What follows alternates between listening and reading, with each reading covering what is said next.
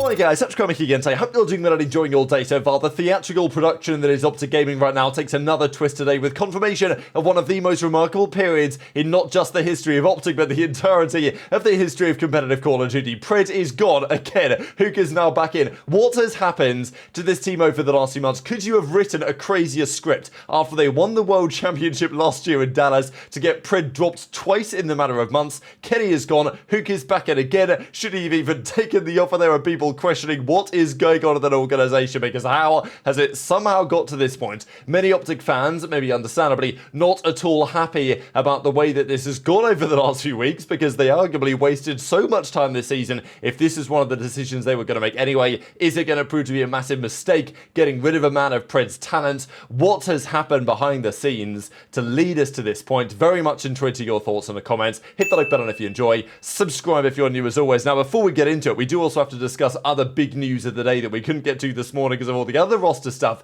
happening around the CDL. And that is the map set changes. So, the hardpoints are staying the same, the controls are staying the same for now. I know there was talk from Spinner, Spence and others, they may make additional changes, but the Search and Destroy map pool is substantially changing. This, to me, is necessary. Like, we really need the map pool to switch up to some degree for Major 3 qualifiers, because I think it was getting particularly stale. Now, worth keeping in mind, these changes were not endorsed or decided by the pros.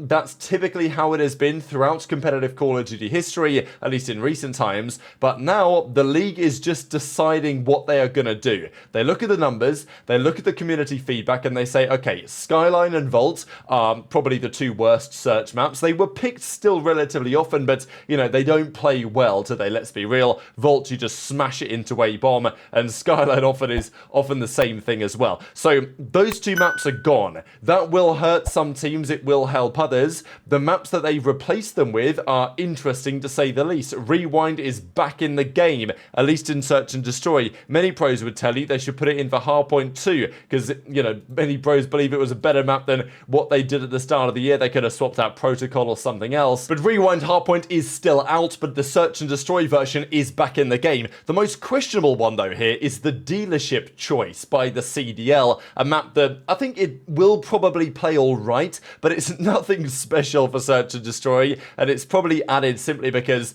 there's nothing else in the game yet to add, and they wanted to make some sort of a change. Look, in my opinion, the pros should not be making these decisions. They, of course, will complain, and if I was a pro, I'd be complaining as well about the fact that they had no say in these decisions. But also, the decisions are so inherently biased whenever the pros are making them that it really becomes very redundant, because the teams simply vote on what they're good at, even if the map is terrible. The other concern that I have is that Ghosty and the boys, they loaded into Dealership Search, and they were like, wow, this isn't playing very well. And it's like, that is part of the problem. They didn't test it when the map came out. So, as far as I'm concerned, the pros can't complain about not getting a say as to when they could have had a say and actually tested these maps when they arrived into the map pool initially, when there could have been an option, when they were, you know, when Trek was trying to make it a possibility for the pros to test them. If the pros didn't test them then, gave no feedback to the league, they then can't complain when the league comes out and makes the decisions that the pros want to be making, right? Because, you know, the pros are playing these maps now for the first time saying, oh, this is bad, this is bad. It's like, well, yeah, if you'd tested it before, maybe a different decision might have been made. But, yeah, we know these pros can be a little bit lazy at times, but if this is how the CDL are going to operate, fair enough as far as I'm concerned. I do think the CDL, look, they're doing the right thing, in my opinion, making map set changes without the consultation of the pros, because I don't think the pros vote fairly. But have the CDL made the best decisions? You know, could we find a better way to have more consultation with, you know, veteran players or something to get a better idea of what to change here? Because I'm not sure that what they've done is necessarily the best, you know, let's say plan. But regardless, Toronto will probably be most gutted about this, because on both maps, they've not lost a single one. I think they've played maybe 3 Vaults, 4 Skylines. They don't play it that much. Toronto, they do veto it sometimes, but whenever they've played it, they've won it. So they've got to be pretty gutted about it. FaZe as well, I mean, they're good at both of these maps. I think they're 6 in 3 or 6 out of 9 map wins on one and 4 out of 6 on another. So, you know, it's interesting for FaZe, and the teams towards the lower part of this list probably won't be too mad about the map changes that we, of course, are going to see very shortly indeed. Shotzzy's perspective effectively was, all of the maps are terrible, so it doesn't really matter. So enjoy your thoughts in the comment section below on that, but let's get into the juicy stuff, because we talked about it this morning, the rumours going around that OpTic were going to make another change, and they've confirmed it just a couple of hours after. So this video is going up far earlier than it would normally do for the second video of the day, but I'm going to be so knackered. I didn't sleep on the flight at all, so I'm running on like no sleep. So if anything else happens tonight, I will probably be asleep for it. So I thought I might as well just do it now. But OpTic confirm a world champion with passion and energy for the game that is truly special, always a part of our legacy. Thank you, Pred. Now, of course, the first time that Pred was gone, they never really said anything, did they, right? Like, of course, Pred, as it stands, he's still in the OpTic thing, but of course that will go in due course. And they made the change with Huke coming in, but they never actually did one of these graphics right at the time. They just said, oh, Huke's our new 4th. And everyone was like, what do you mean? Like, where's AG? What's going on? For very good reasons, of course, from the perspective of the fan base.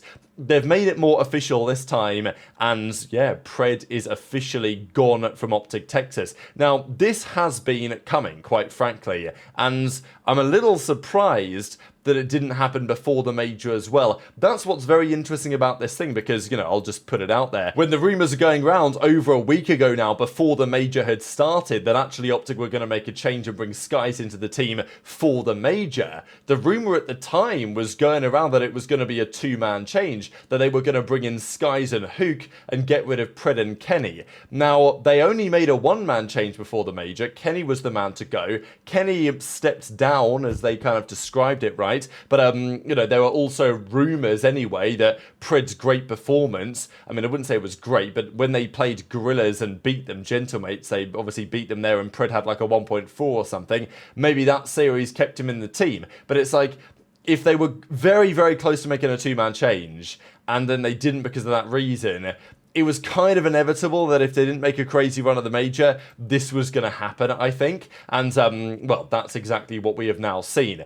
It's very difficult to quite describe why OpTic and how OpTic have fallen off in the way that they have. But Donny Temp made it very clear as far as he was concerned on the flank the other day, that the team was chalked, the chemistry was chalked, and there was no way back for this team as far as he saw. And if that's true, then obviously things had to give. And as good as Pred is, as talented as this guy is, and look, we know that he can be problematic. Obviously, there's been problems that have been caused by him, at least in part, with why he's off this team back in December and why he's off this team again now. And as talented as he is, and as great a player on LAN as he is, unfortunately for Pred, there is a correlation between when he came back and the team absolutely falling off a cliff. Even with Kenny, you know, with Huke on the team, yeah, it wasn't all sunshine and rainbows. Kenny wasn't playing that well, but they still secured 6 in 1 in the online qualifier stint, undefeated with Huke online. They went to the LAN, and of course, you know, they didn't play at the level that they wanted to. They got rid of Huke, they brought Pred back in. And there were questions as to why, whether they felt the ceiling was higher, whether there was some, I don't want to say contractual stuff going on, but I know that there was questions about it, right? Because Pred was never officially, like, he was dropped, but like they never officially said goodbye, so I don't know what was happening behind the scenes. Nobody knows, and like, well, I'm sure some people know, but the reality is that the mismanagement has been like genuinely impressive, and yeah, OpTic have to have a real deep think about how they went from being the World Championship winners. I mean, the Champs Curse hits, right? Every year the Champs Curse hits, but man, the Champs Curse hit harder than ever to OpTic, and, you know, is that massive, a massive surprise given the history of the Green Wall? And Huke is back in. So, honestly, fair play to Huke, right? Because he was off the team.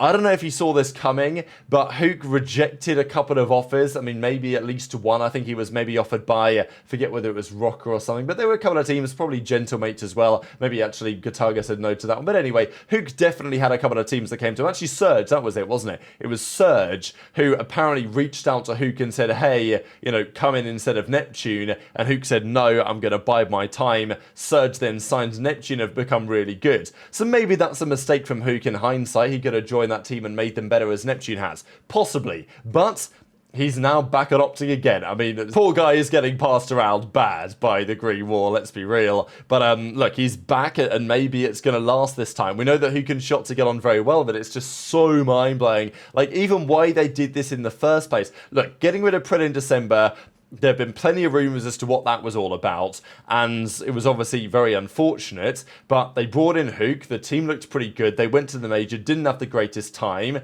And, okay, then they brought Pred back in, and it was like, okay, why did you waste the entire stint just to bring Pred back in anyway? And then here we are another month and a half later, and they've got rid of Pred again, and now Huke's back in. And all of a sudden it's like, well, you know, instead of wasting one major, you've actually wasted like two, because you wasted the first major, bringing Pred back in again for like whatever reason, and then this major, you've just wasted it again because Huke's coming back in anyway. I mean, I guess it's not wasted because, you know, you obviously attempt to improve, but like the decision making has just been pretty horrific. And, you know, if Huke was there the whole time, would Kenny still be on the team? Just because, I mean, anyway, the feeling is that Kenny, I mean, Shotzzy literally said it, that Kenny wants to compete for another team, but he doesn't want to compete for OpTic in maybe the context of where that team was recently. So, you know, and that's also the other point. Is it, oh, Kenny fell off and therefore, you know, it was affecting the team? Sure, that was part of it, but I think it was really a catalogue of errors and events because, I mean, you can't overlook the fact that when Pred came back, that's when their horrific run of form began. And that's not totally on Pred, but it is partially on Pred at the very least. I mean, many of us, including many former pro players and world champions, have criticised at length Pred's playstyle and his decision making on the map, which really just didn't seem to be quite where it should have been. And you know, even Austin here, Shorston says, looking back on the Cold War LA Thieves days, to say, well, at this point we're not even that far off that. There are so many OpTic fans today, and I think understandably saying like, what is this organisation doing and how has it got to this point? Because, you know, the org and the fan base has a real place in their heart for Pred, you know, without him, and for Kenny as well, to be fair. Like, without him winning the World Championship last year probably wouldn't have happened with the energy that he brought to that team on LAN. I mean, you know, OpTic fans would wax lyrical, and for good reason, about the comms, about the energy, about what Pred, you know, what he was bringing out of Shotzzy as a player, and all these other things. And now that just feels so far away and long ago. Now, I don't really agree with this take, but I understand why there are, you know, plenty of fans frustrated because, yeah, in part, Huke looked like a pretty good player for OpTic during Major 1. The same could kind of be said for Pred in Major 2, but I'm not personally so convinced. But, look, it's clear that there wasn't just, like, a problem on the team. It's just been awful, and the website already has Huke back on the site because, I mean, look, at the end of the day, the results speak for themselves here, that Pred came back in against FaZe, and they, you know, they went on the legendary 0-21 run. I mean, excluding the Falcons before they finally got the win. So, like, it was obviously the entire team was a mess, but when you lose that many times in a row, I don't care how many podcasts you do coming out and saying, oh, no, the team vibes are fine. It's not like I'm criticizing the podcast or the players or the coaches or whatever. It's what you expect. But, you know, I see it often when the players will come out and say, oh, no, everything's fine behind the scenes. Don't know what you guys are talking about. And, like, you know, we gotta know that if you're losing all these maps in a row, obviously it's going to take a toll at some point. And clearly it has. And look, I'm hoping that OpTic can turn it around from here. But wow, it's a wild timeline because, I mean, they've got the roster they now had back in January, but there's now no Kenny and there's Skies instead. I mean, Huke, Shotzzy, Dashy and Skies. That's now the team of 4. And where does Pred go? I mean, that's another very good question. Where does Pred go? He did a tweet. He said, appreciate the green wall. We did some crazy stuff. So, you know, which is very true. And I guess he doesn't want to say all that much on the topic. But yeah, I mean, Pred to Cloud9, maybe. I mean, Nadeshot said after what happened back in December that he would not be going anywhere near Pred unless he hears some serious explanations as to what has caused not just 1 but now 2 droppings in the space of a couple of months. And that's the issue. If you're another organisation, another team, are you picking up Pred in a heartbeat because he's, you know, real talented? Maybe, but would that be wise? Maybe not. I don't know. I think I would have questions as an organisation owner personally. And of course, I have questions as a fan of the scene, as all of you guys do as well. So that's pretty much where we are for the day. I'm sure there'll be more to come on the other Rostermania topics. We'll get into that tomorrow morning. But yeah, intrigued to your perspective in the comments below. Hit the like button if you enjoyed. Subscribe if you're new. Take care. And I'll see you next time.